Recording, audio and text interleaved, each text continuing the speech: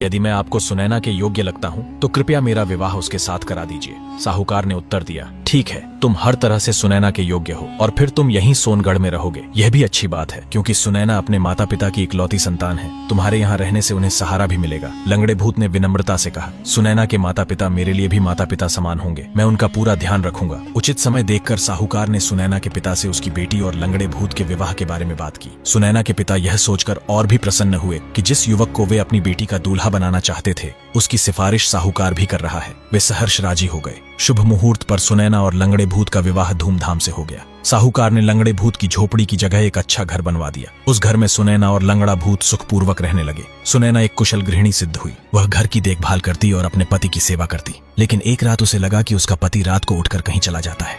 पहले तो उसने सोचा कि शायद यह उसका भ्रम होगा, पर लगातार 2-3 रातों तक यही हुआ। आखिरकार उसने सोने का बहाना करके सच्चाई जानने की ठानी और उसने देखा कि उसका पति सचमुच आधी रात को उठकर कहीं चला जाता है। सुनैना को यह देखकर बड़ा आश्चर्य हुआ। एक दिन उसने अपने पति से पूछ ही लिया, आप रात को उठकर कहाँ जाते हैं? लंगड़े भूत ने चौंक कर कहा, तुम्हें कैसे पता चला कि मैं रात को कहीं जाता हूँ? सुनैना ने दृढ़ स्वर में कहा, मैंने अपनी आंखों से देखा है। लंगड़े भूत ने गहरी सांस लेकर कहा, मैं तुम्हें बताकर दुखी नहीं करना चाहता था। सच तो यह है कि हमारे विवाह को 3-4 साल हो गए हैं, पर अब तक हमारे कोई संतान नहीं हुई। इसलिए मैं हर रात उठकर अपने कुल देवता की पूजा करने जाता हूँ ताकि वे प्रसन्न होकर तुम्हारी गोद भर दें। सुनैना ने उत्साहपूर्वक कहा, अरे ऐसा है तो मैं भी आपके साथ चलूंगी। मैं भी आपके कुल देवता की पूजा करूंगी। लंगड़े भूत ने मना करते हुए कहा, नहीं, तुम नहीं चल सकती। वे मेरे कुल देवता हैं। सुनैना ने दृढ़ स्वर में कहा, जब मेरा तुमसे विवाह हुआ है तो तुम्हारा कुल अब मेरा कुल है और तुम्हारे कुल देवता मेरे कुल देवता हैं। इसलिए मैं तो तुम्हारे साथ हर हाल में चलूंगी। लंगड़े भूत ने पत्नी की बात मान ली और कहा, ठीक है, चलना। अगली रात जब लंगड़ा भूत उठा तो सुनैना भी उठ बैठी। उसने पूजा की थाली सजाई और लंगड़े भूत के साथ चल पड़ी। लंगड़ा भूत गांव से निकलकर सुनैना को लेकर घने जंगल में जा पहुंचा।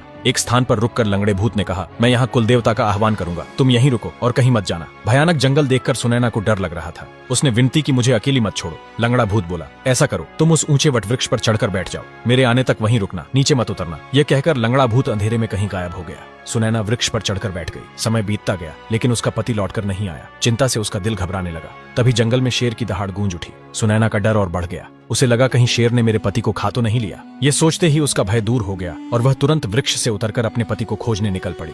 अभी वह कुछ ही दूर गई थी कि लताओं की झुरमुट के उस पार उसे अपने पति की झलक मिली। लेकिन यह दृश्य देखकर उसकी रूह कांप गई। और फिर क्या हुआ, कहानी का अगला भाग जानने के लिए चैनल को सब्सक्राइब करके कमेंट में नेक्स्ट पार्ट जरूर लिखें।